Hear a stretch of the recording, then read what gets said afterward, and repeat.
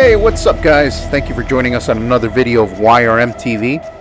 On today's episode, we will be working in Farmington, Connecticut. Beautiful, beautiful city. It is a nice, crisp morning, so let's get to it. And like every other job, we start by backing in the truck, setting up our job site, and getting to work. Today we have the pleasure of replacing this old gas boiler with an indirect fired water heater. The new boiler going in is a NAVIEN high-efficiency combination boiler that does both the heating and the hot water. First course of action is always demoing all the old equipment. We start out by draining the boiler and the old water heater. And I say that this job was a pleasure because we were on this job for about 4 days, and every morning the homeowner came down with a fresh cup of coffee and some breakfast for us. She was a terrific baker, so we wanted to show her that we were terrific HVAC guys. But enough talking, let's get to the video.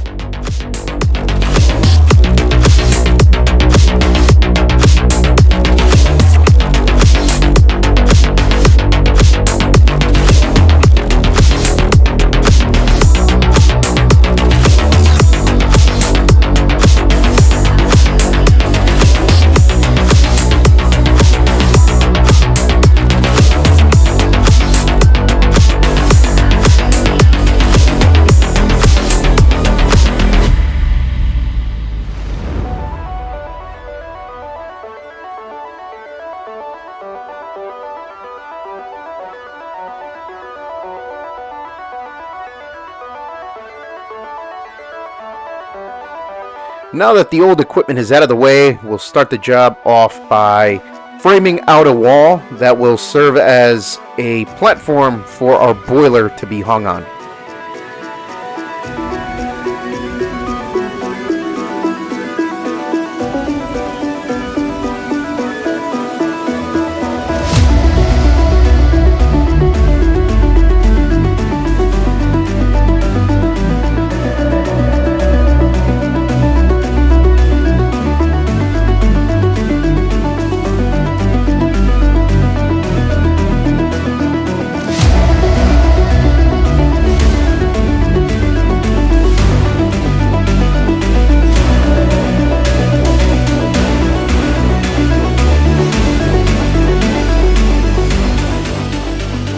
Once the framing has finally been completed, we will focus our attention on hanging the plywood.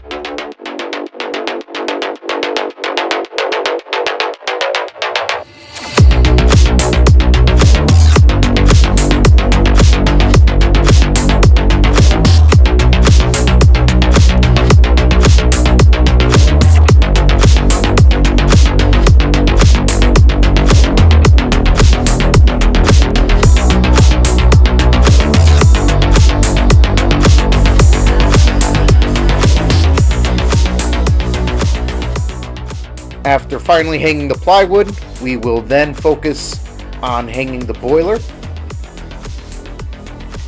After the boiler is hung, I start to dress it, and then the first thing I work on is the venting, the exhaust, and the air intake. As you can see, the exhaust is completed in CPVC, which is rated for higher temperatures, and the air intake is completed in regular PVC. After the venting is done, I like to move on to the gas pipe. These are usually the two things I like to get started with, just because they're the most non-time consuming, I guess you could say.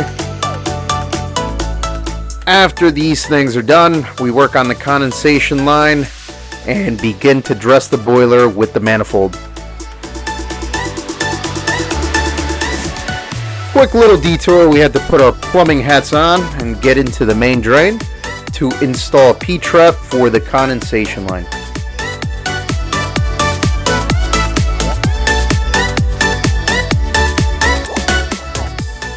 Our next course of action is to begin working on the supply and the return piping.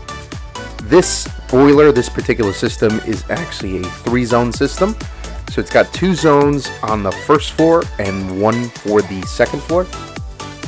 As you guys can see, the secret to getting the piping really straight and just how we want it is the Milwaukee self-leveling laser.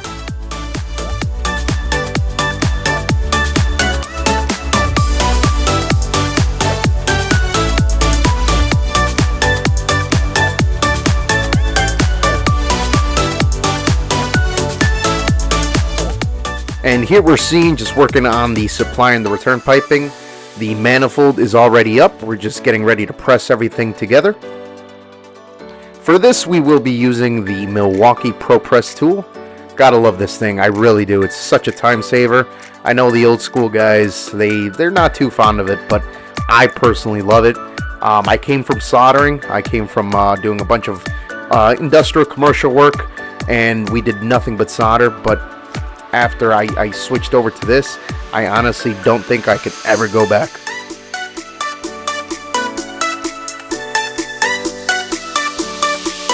And the part of each job that we usually leave for last is the electrical.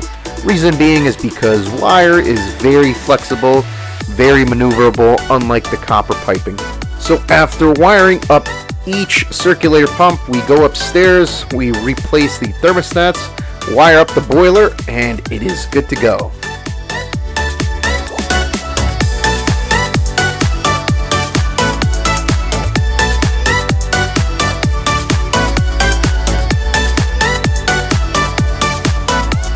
And as I mentioned in the beginning of the video, this was a really fun job. I was able to show off my design skills, my creative skills with the piping.